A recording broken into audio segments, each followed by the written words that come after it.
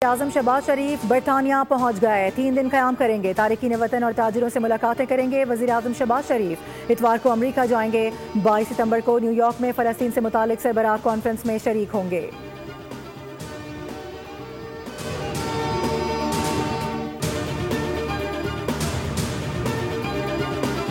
अमरीका ने अक़वाम मुत्तहिदा की सलामती काउंसिल में 6ठी बार गजा जंग बंदी की करारदाद वीटो कर दी। पाकिस्तान के मुस्तकिल मंदूब आसिम इफ्तिखार ने 2 टोक अल्फाज में वाज़ेह कर दिया, पाकिस्तान आज़ाद फ़लस्तीनी रियासत के क़याम के लिए कोशिशें जारी रखेगा।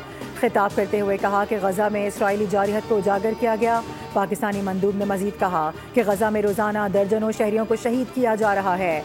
खुराक ना होने के बाइस बच्चे भूख से मर रहे हैं। इसराइल ने गजा पर हमलों में अस्पतालों को भी ना छोड़ा। पाकिस्तान फ़लस्तीनी अवाम की मुकम्मल हिमायत का इआदा करता है।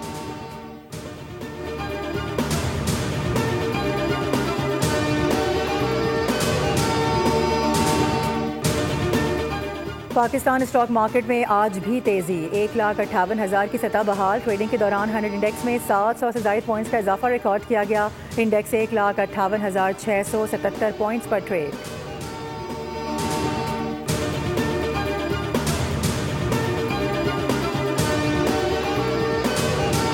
पंजाब में सैलाब मुतासरीन की बहाली के लिए ऑपरेशन शुरू करने का फैसला। वज़ीर आला की सैलाब मुतासरीन की इमदाद के लिए आसान तरीन तरीक़ाकार वज़ा करने की हिदायत। डिस्ट्रिक्ट और तहसील की सतह पर फ्लड रिलीफ कमेटियाँ कायम कर दी गईं। सैलाब मुतासरीन के लिए सर्वे फॉर्म, मोबाइल ऐप और मॉनिटरिंग डैशबोर्ड भी कायम कर दिया गया। वज़ीर आला मरियम नवाज डैशबोर्ड पर खुद सैलाब मुतासरीन की इमदाद की मॉनिटरिंग करेंगी। उन्होंने मुतासरा इलाकों में सड़कों, पुलों और इंफ्रास्ट्रक्चर की फौरी बहाली का हुक्म दे दिया। और दादू की तहसील मेहर से आने वाला सैलाबी रैला आज लाड़काना के 7 बचाव बंद से टकराएगा। मुतासरा इलाकों से लोगों की नकल मकानी जारी।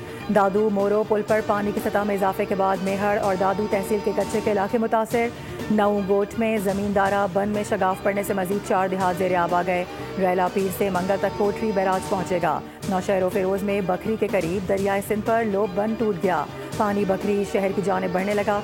10 से ज़ायद गाँव ज़ेरे आब आने का खदशा। दरियाए सिंध में सक्खर बैराज पर 24 घंटों के दौरान पानी के बहाव में 24,000 क्यूसेक की कमी रिकॉर्ड की गई।